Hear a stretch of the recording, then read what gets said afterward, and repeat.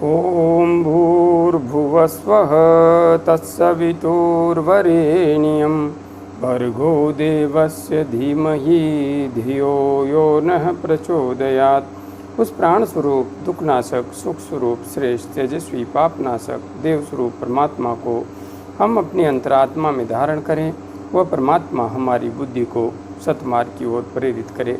भाइयों बहनों, जय श्री राम, जय गुरुदेव, जय माँ आदिशक्ति।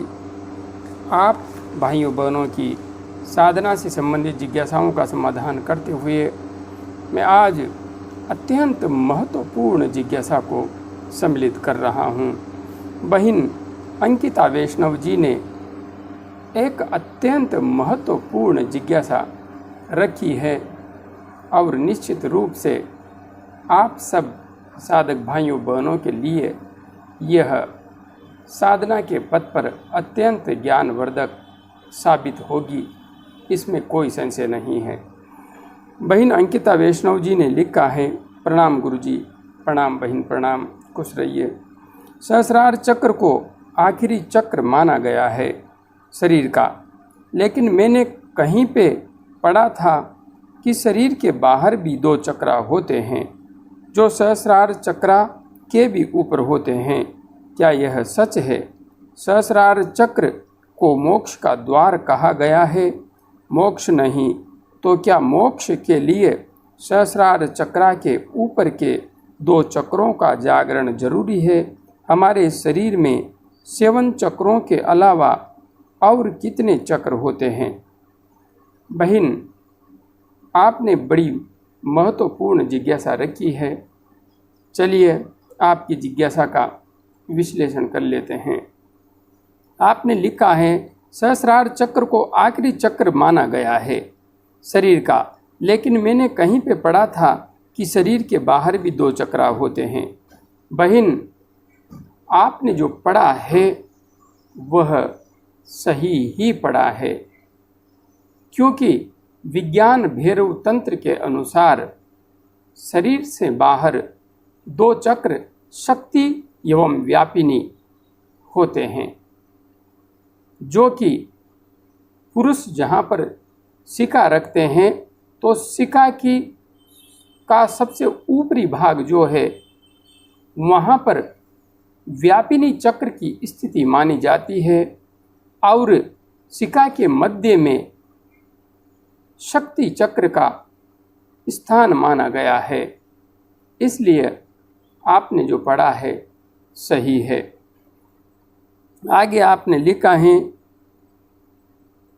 कि शरीर के बाहर भी 2 चक्रा होते हैं जो सहस्रार चक्रा के भी ऊपर होते हैं। क्या यह सच है? बिल्कुल यह सच है। सहस्रार चक्र को मोक्ष का द्वार कहा गया है, मोक्ष नहीं। बहन, वैसे यदि देखा जाए तो कुंडलिनी का जो महत्वपूर्ण विज्ञान है, कुंडलिनी योग साधना का जो संपूर्ण ज्ञान विज्ञान है, वह तंत्र का भाग है, तंत्र का विज्ञान है। किंतु हमारे उपनिषदों में भी कुंडलिनी का विज्ञान मिलता है, क्योंकि योग दर्शन और कुछ नहीं है, यह भी अपने आप में कुंडलिनी जागरण ही है। इसलिए अधिकांश उपनिषद योग के ऊपर ही लिखे गए हैं। इसी प्रकार से योग कुंडलिनी उपनिषद और कई उपनिषद हैं जिनमें कुंडलिनी का विज्ञान मिलता है, किंतु विशेष रूप से जो कुंडलिनी का विज्ञान है वह तंत्र का विषय है, आगम ग्रंथों का विषय है। और ये ग्रंथ भगवान शिव माता पार्वती के संवाद के रूप में हमें उपलब्ध होते हैं। रुद्रयामल तंत्र, जो कि एक अत्यंत महत्वपूर्ण ग्रंथ है, जिसमें कुंडलिनी के संबंध में विस्तार से माता आनंद भैरवी ने भगवान आनंद भैरव को इस विषय का ज्ञान दिया है। इसलिए वहाँ पर रुद्रयामल तंत्र में जब हम इस विज्ञान को देखते हैं तो रुद्रयामल तंत्र में विशेष रूप से 6 चक्रों का ही वर्णन आता है। मूलाधार, स्वाधिष्ठान, मणिपूरक, अनाहत, विशुद्धि और आज्ञा चक्र। सहस्रार चक्र को वहाँ पर चक्र नहीं, स्थिति माना गया है, क्योंकि यदि हमें प्रधानमंत्री से मिलने जाना हो और प्रधानमंत्री से जब हम मिलने जा रहे हैं उस मार्ग में 6 दरवाजे हो, तो हम जब 6 दरवाजों को पार करेंगे तब प्रधानमंत्री तक पहुँचेंगे। तो हमारे जो योग ग्रंथ हैं उनके अंदर जो विज्ञान है वह यही कहता है कि आज्ञा चक्र जब खुल जाता है तो सहस्रार चक्र पर जब प्राण का प्रवाह होने लगता है, कुंडलिनी शक्ति वहाँ पर पहुँच जाती है, तो वह शिव के साथ संयुक्त हो जाती है, परब्रह्म से जाकर के मिल जाती है। उसे द्वार नहीं, लक्ष्य कहा गया है। हम प्रधानमंत्री से मिलने गए, 6ठे दरवाजे को हमने पार किया, 7वें दरवाजे 6ठे दरवाजे को पार करने के बाद जो कक्ष आया उसमें स्वयं प्रधानमंत्री जी विराजमान हैं। इसी प्रकार से परब्रह्म परमात्मा सदा शिव सहस्रार चक्र में विद्यमान है। तो 6ठा चक्र पार करने पर भगवान सदाशिव का आत्मबोध साधक को हो जाता है, इसमें कोई भी संशय नहीं है। और हाँ, सहस्रार चक्र पर ध्यान करते हुए ही हृदय चक्र भी स्वतः प्रकाशित हो जाता है। इसी के परिणाम स्वरूप साधक को आत्मबोध भी प्राप्त होता है। इसलिए अधिकांश तंत्र ग्रंथों के अनुसार सहस्रार चक्र को ही शिव का, परब्रह्म का स्थान माना गया है। किंतु जहाँ बात आती है विज्ञान भैरव तंत्र की, तो वहाँ पर सहस्रार चक्र से ऊपर भी 2 चक्रों की स्थिति बताई गई है। इसलिए आपने कहा है कि सहस्रार चक्र को मोक्ष का द्वार कहा गया है, मोक्ष नहीं। नहीं, ऐसा नहीं है। सहस्रार चक्र अपने आप में मोक्ष ही है। यहाँ तक जिस साधक की ऊर्जा पहुँच जाती है वह निर्विकल्प समाधि में प्रविष्ट होने में समर्थ हो जाता है।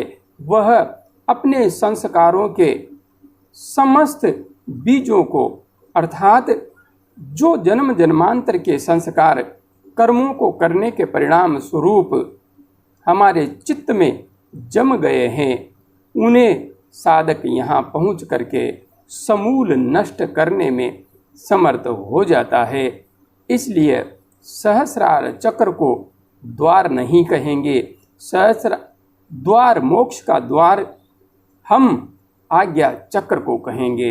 आज्ञा चक्र ही वह चक्र है, वह केंद्र है, वह प्रवेश द्वार है जो साधक को मोक्ष के मार्ग पर आगे बढ़ने की इजाज़त देता है।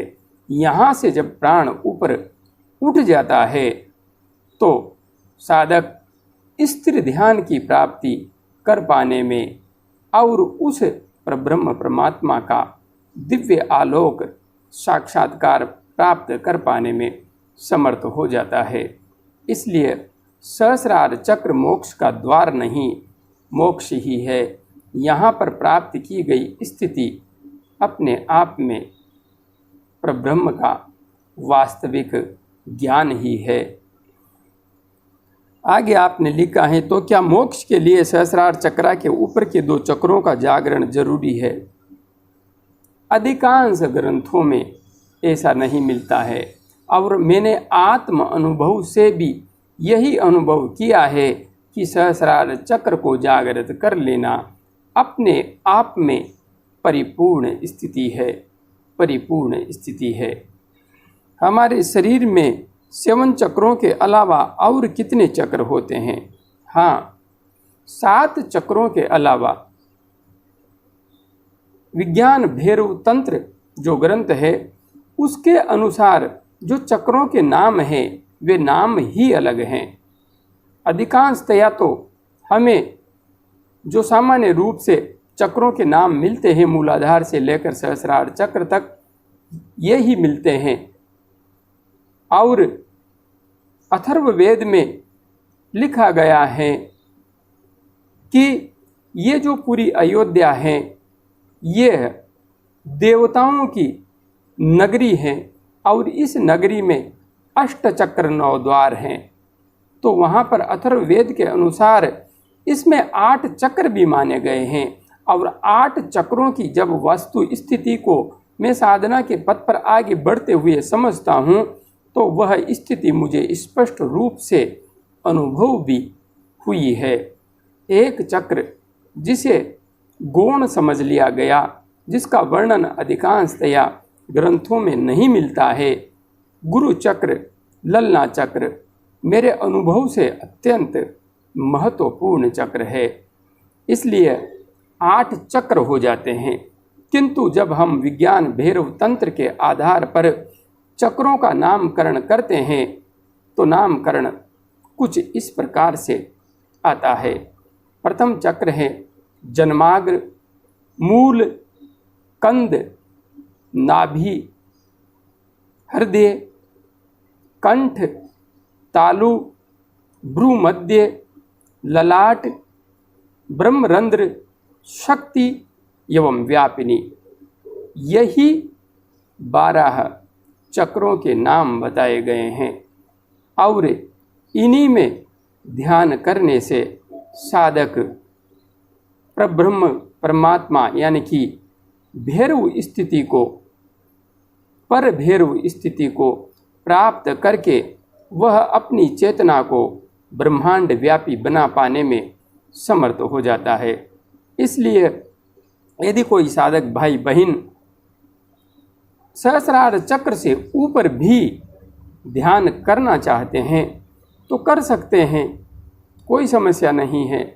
हाँ, इससे ऊर्जा का और अधिक विस्तार अवश्य होगा, इसमें कोई भी संशय नहीं है। किंतु हाँ, मैं ऐसा नहीं मानता कि सहस्रार चक्र को जागृत कर लेने के बाद भी साधक मुक्ति का अधिकारी नहीं होता है, क्योंकि जहाँ पर संस्कारों के बीज नहीं हैं, जहाँ पर निर्विकल्प समाधि की प्राप्ति हो जाती है, वहाँ पर मोक्ष स्वतः सिद्ध है। हाँ, मोक्ष की एक स्थिति तो आज्ञा चक्र के स्थायित्व पूर्ण जागरण के साथ ही घटित हो जाती है। इसलिए आज्ञा चक्र से सहस्रार चक्र तक की यात्रा निश्चित रूप से मोक्ष को ही परिलक्षित करती है। किंतु हाँ, विज्ञान भैरव तंत्र के अनुसार यदि हम आगे बढ़ना चाहें तो ऊर्जा को और अधिक विस्तार दे सकते हैं, इसमें कोई भी संशय नहीं है। जय गुरुदेव, जय मां आदिशक्ति।